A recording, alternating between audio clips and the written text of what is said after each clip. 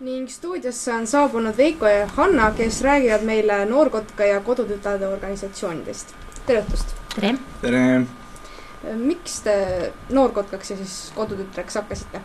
Mind võttis Tartu Kodutütarde ning Noorkotkaste suurte suvelaagrisse kaasa vend, kes juba eelnevalt oli Noorkotkas. Ja sealt siis alguse saigi, et see laager oli niivõrd vahva, et ma otsustasingi, et ma jätkan seda tegevust siis. Ja minul on väiksest saati juba plaan olnud saada sõjaväelaseks, nii et ma leidsin, et see on loogiline, kui ma kõigepealt astun Noorkotkastesse ja sealt siis edasi. Mis eelised sellel on? Kindlasti on üheks eeliseks, et sa võid Kodutütarde ja Noorkotkaste vormi kanda. Ja saab väga nagu suurte üritustel osaleda, näiteks nagu paraadil, erinevatel üleriiklikel üritustel, laagrites. On ka erinevaid huvilaagreid. Mina näiteks olen käinud lennulaagris, kus ma õppisin purilennukiga lendama. Ma arvan, et igal noorel ei ole sellist võimalust. Ja jah, sealt saab väga palju uusi oskusi ja kindlasti ka tuttavaid. Mina näiteks käisin eelmine aasta suvel Rootsis tasuta, organisatsioon maksis kinni, kuna me saime mini-ernal teise koha. Et jah, väga palju uusi kogemusi ja tutvusi saab sealt. Aga sa mainisin enne vormi, et kas nendel nii-öelda värvidel või millelgi nagu tähendus ka? Jaa, et helene sinine tähendab taevast nagu alati ja must mulda ja kollane tutt ja kollane triipmütsil tähendab päikest. Kui tihti Noorkotkad ja Kodutütred koos käivad? No see täiesti oleneb, kui aktiivne ise noor on. Et on rühmi, kus toimub koondusi 6 mitu tükki ja sa võid osaleda kõigil nendel koondustel, käia erinevates laagrites ja kui sul on uusi tuttavaid ja sõpra tekkinud ka teistes rühmades, sa võid ka teiste rühmadega koos tegevusi teha, käia laagrites, nende koondustel, kui see on võimalik. Et see täiesti oleneb noorest endast. On võimalik väga palju ja väga aktiivne olla. Mida te teadma peate? Ja oskama peate, et enne kui nagu astuda või jah? Ennem ei pea midagi tegelikult teadma, kui sa astud siis nagu noortesse kotkastesse või Kodutütardesse, selle eesmärk ongi just sulle nagu võimalikult palju uusi teadmisi ja oskusi anda. Näiteks noored kotkad vähemalt üritavad oma liikmetele anda selliseid lihtsaid eluks vajalikke asju, mis on võib-olla praegu ära on nagu metsas tule tegemine, toidu tegemine, sõlmed, esmaabi ja varjualuse ehitamine ja muud sellised ellujäämise oskused, mida võib kunagi tarvis olla. Seda kõike siis õpetatakse nagu juurde, aga lisaks äkki veel mõne asja, et ma ei tea, mis on nagu veel tähtis?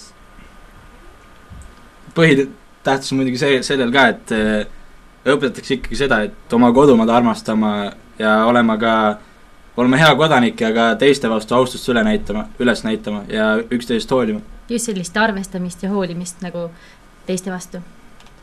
Milleks see kõik vajalik on? No just nagu need metsas nii-öelda tule tegemised ja asjad, et kindlasti kui vanaisa käest küsida, et kuidas tuld tehakse, siis ka kindlasti õpetatakse. Jaa, aga laagrites seda kõike koos teistega õppides esiteks on see väga vahva ja tore ning ise seda kõike läbi tehes on palju huvitavam, kui tõesti, kui ainult vanaisa räägib, kuidas seda teha. Reaalselt kõike ise läbi tehes on hoopis teine asi. Ja kunagi ei tea, kuna võib vaja olla sellised asju, et igal ühel võib juhtuda, et eksid keset talve kuskil metsas ära ja kui neid elementaarseid oskusi lihtsalt ei tea, siis võib väga halvasti see lõppeda. Miks organisatsioonid olulised on? Esiteks see kindlasti loob väga suurt ühtsustunnet noorte vahel. See, et me oleme kõik koos ja teeme kõik koos.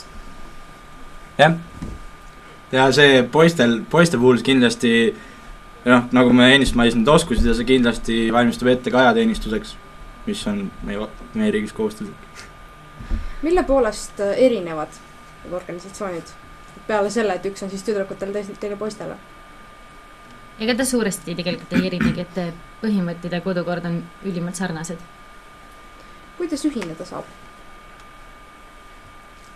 Võtate ühendust enamikes koolides peaks vist juba oma rühm olema. Et enamikes Tartu koolides vähemalt on kas siis Noorkotkaste või Kodutütarde rühm. Ja võtate selle pealikuga ühendust ja siis peaks ühineda saama, aga kui te ei tea, kas teie koolis on või ei ole, siis võite minna nooredkotkad.ee, sealt saate malevad ja sealt on juba kõik kontaktandmed kirjas.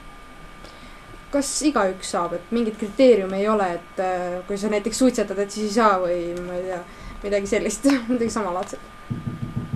Erilisi ettekirjutisi tõesti ei ole, kuid sa peaksid olema ikkagi korralik noor, mitte et kui käitumine koolis on nii-öelda rahuldav, siis see päris ei sobi tegelikult. Et koolis peaks õppetulemused olema siiski vähemalt head, võimetele vastavad ja käitumine ka siis eeskuulik äärmisel juhul hea. Aga samas kindlasti me ei lükka eemalegi neid inimesi, kellel on käitumine rahuldav või on koolis veidike halb seis, sest kõik ei saagi olla uhked ja erilised. Jah, võimalust antakse kõigil. Kust saab infoks lugeda? Kodutütarde kohta saab infot siis kodutütar.ee, ü asemel on siis y-täht. Ja noorte kotkasti kohta siis nooredkotkad.ee. Ja siis sealt saab ka nagu kontaktandmed, et ja sealt on edasi siis juba kas Tartu ringkond või kus siis noor pärit on. Jah. Aga selge, aitäh, et saates tööte. Aitäh teile!